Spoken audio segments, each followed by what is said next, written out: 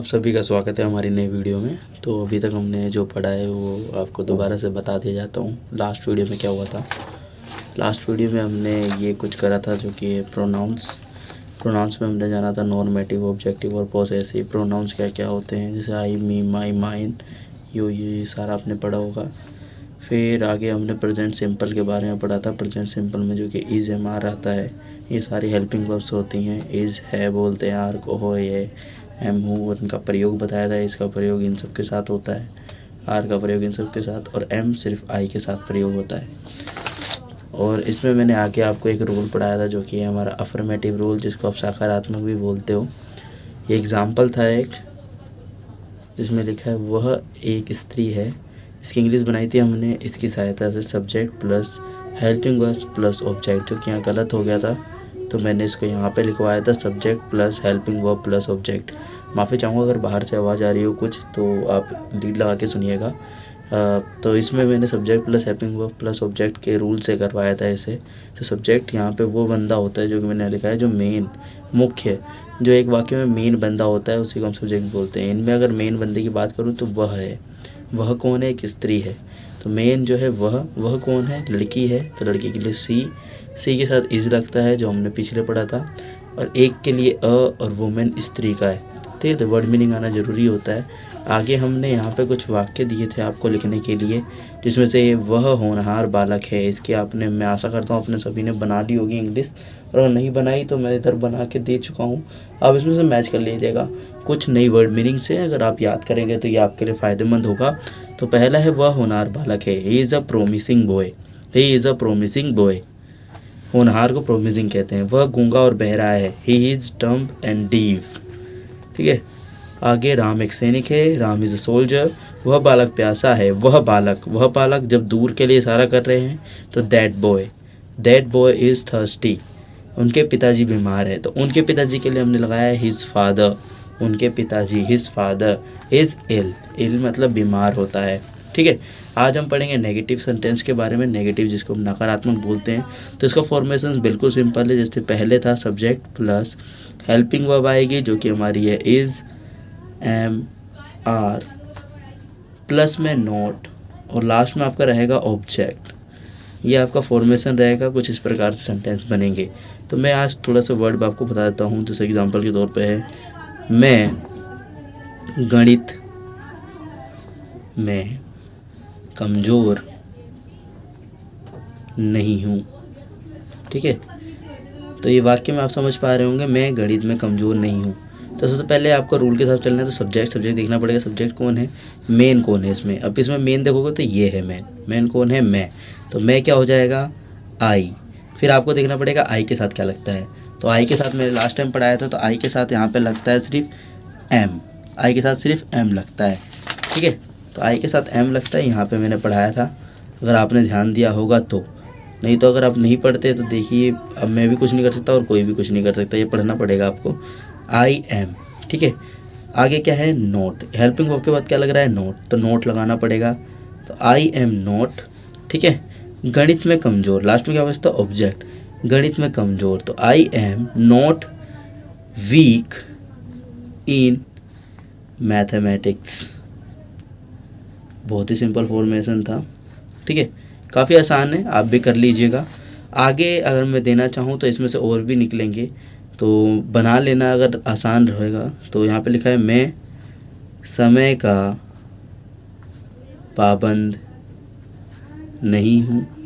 ये कुछ है, होमवर्क के तौर पे लिख लीजिए ताकि आप भी कर पाएँ और बाद में चेक कर लीजिएगा। नेक्स्ट वीडियो में मैं इसकी वैसे ही आंसर डाल दूँ जैसे इस वीडियो में मैंने पिछली बारी का डाला है। तो मैं समय का पाबंद नहीं हूँ। अगला है, मैं आपका शत्रु का मतलब होता है दुश्मन, ठीक है। मैं आपका शत्रु नहीं हूँ। नेक्स्ट आ जाता है आपका, मैं एक अच्छा तैराक नहीं हूँ। आप देखेंगे सिर्फ मैं वाली चीज़ें दे रहा हूँ। चाहो तो मैं आगे भी दे सकता हूँ, जैसे कि यहाँ पे है, तुम ईमानदार लड़के नहीं हो, ठीक है। तो ये कुछ सेंटेंस है, इसको आप बना लीजिएगा। किस फॉर्मेशन से बनेगा? Subject plus helping verb plus में नोट और प्लस में ऑब्जेक्ट, ये फॉर्मेशन रहेगा, कुछ चेंजेस नहीं आएगा। आगे हम चलते हैं अगले पे अपना। तो अगला हमारा रहेगा जिसको हमें सीखना ज़रूरी है, अब वो है प्रेजेंट सिंपल का इंटेरोगेटिव।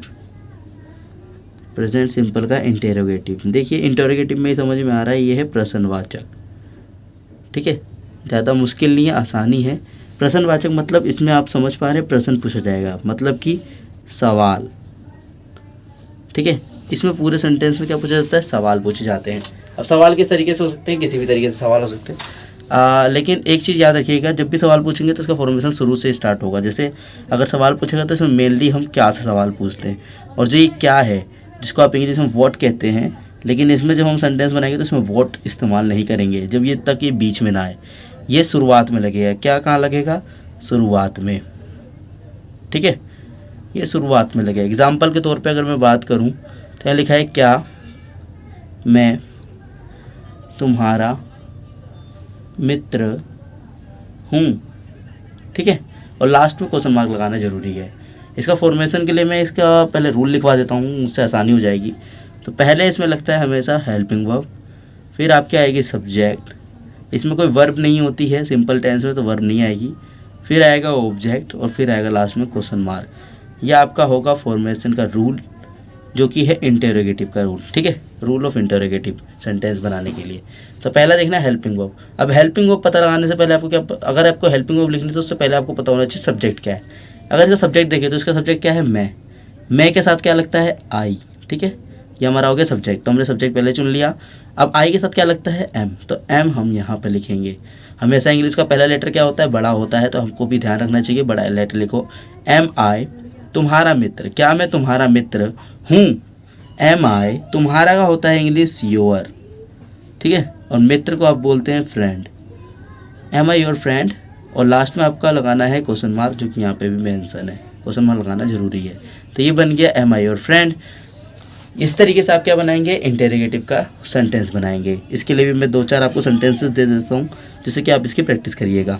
ठीक है, तो होमवर्क के तौर पे मैं यहाँ पे कुछ लिख देता हूँ जिससे आप प्रैक्टिस कर सकेंगे। तो यहाँ से कुछ मैं उठा लेता हूँ। क्या वह भिखारी है? एंड सेकंड जो है, अगर मैं बात करूं, क्या वे फूल सुंदर हैं?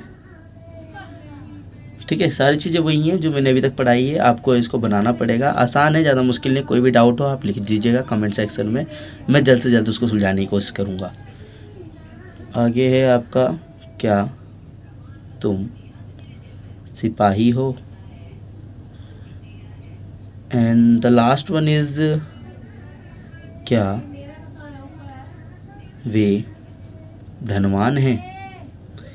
सुनने में थोड़ा सा अटपटा सा है, लेकिन काफ़ी मज़ेदार है। अगर आप एक बार टेंस करना स्टार्ट करेंगे तो धीरे धीरे आपको भी मज़ा आने लग जाएगा। तो ये थे कुछ रूल्स, और एक मैं अपनी तरफ से बोनस वाला दे देता हूँ, जिससे कि आपको भी थोड़ा सा मुश्किल रहे और आप भी बनाने की कोशिश करें। तो मैं देना चाहता हूँ, क्या घर नहीं जल रहा है? तो ये मेरी तरफ से बोनस है। कोशिश करिए इसको बना लें, अगर नहीं बनाते तो इसके बारे में हम नेक्स्ट वाली वीडियो में सीखेंगे। होप करता हूँ कि आपको ये वीडियो अच्छी लगी होगी। अगर कोई भी डाउट हो तो आप कमेंट सेक्शन में ज़रूर लिखिएगा, और देखते रहिए हमारे चैनल को। पहले आप पढ़िए, उसके बाद पैसे कमाने का सोचिए। तो पहले आप स्किल इन बिल्ड करिए। कोई भी सॉफ्ट स्किल सीखना हो आप इस चैनल पे आ सकते हैं, SSC क्लासेस नाम है हमारे चैनल का। और तो मिलते हैं नेक्स्ट वीडियो में, तब तक के लिए गुड बाय।